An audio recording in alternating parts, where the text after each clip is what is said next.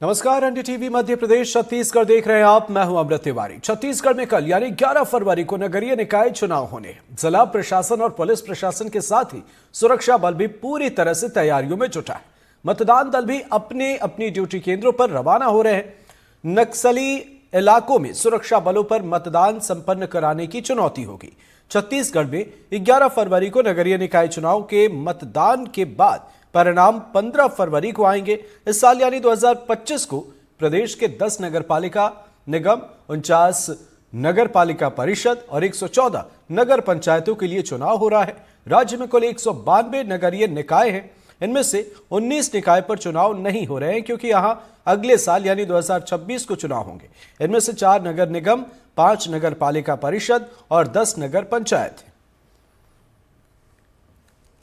छत्तीसगढ़ में नगरीय निकाय चुनाव को लेकर तैयारियां पूरी कर ली गई हैं। 11 फरवरी को वोटिंग होनी है। इसके लिए 10 नगर निगम, 49 नगर पालिकाओं और 112 नगर पंचायतों में राज्य निर्वाचन आयोग ने तैयारी पूरी कर ली है। बूथ में जितनी भी सुविधाएं हैं वो उपलब्ध कराने की व्यवस्था की गई है। साथ ही ड्यूटी जो है कर्मचारियों की लगा दी गई है और जो दूरस्थ इलाके के बूथ हैं या संवेदनशील बूथ हैं वहाँ पर पहले से ही कर्मचारियों को भेज दिया गया है। सुरक्षा के भी पुख्ता इंतजाम किए गए हैं। साथ ही इस बार खास बात यह है कि एक ही ईवीएम मशीन में अध्यक्ष, मेयर या फिर पार्षदों के अध्यक्ष पार्षद या मेयर पार्षद दोनों ही प्रत्याशियों के निशान होंगे। उसके लिए लेकर खास निर्वाचन आयोग ने खास जागरूकता अभियान भी चलाया है, जिसमें ये बताया गया है कि एक ही ईवीएम में दोनों ही प्रत्याशियों यानी कि मेयर और पार्षद या अध्यक्ष या पार्षद के चुनाव चिन्ह होंगे और जिसको भी आपको जो भी आपका पसंद का चुनाव चिन्ह होगा, जिसको आपको वोट देना है, उसमें पहले मेयर या अध्यक्ष और उसके बाद पार्षद के लिए आपको बटन दबाना होगा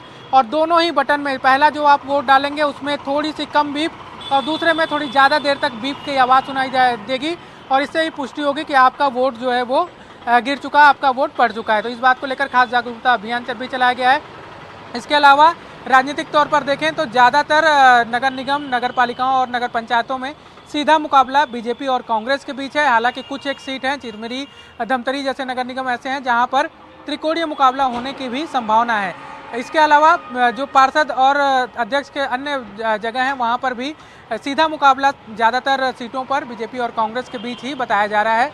छत्तीसगढ़ में जो 10 नगर निगम हैं उनमें से 8 नगर निगम राजनांदगांव, दुर्ग या रायपुर समेत 8 नगर निगम ऐसे हैं जहां पर महिला वोटर्स जो हैं वो निर्णायक भूमिका में होंगी क्योंकि महिला वोटर्स की संख्या यहां पर पुरुष वोटर्स के मुकाबले ज़्यादा है।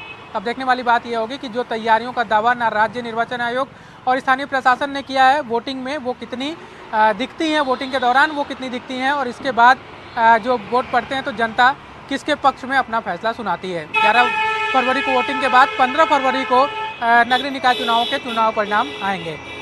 कैमरा साथी प्रवीण साहू के साथ नीलेश त्रिपाठी, एनडीटीवी।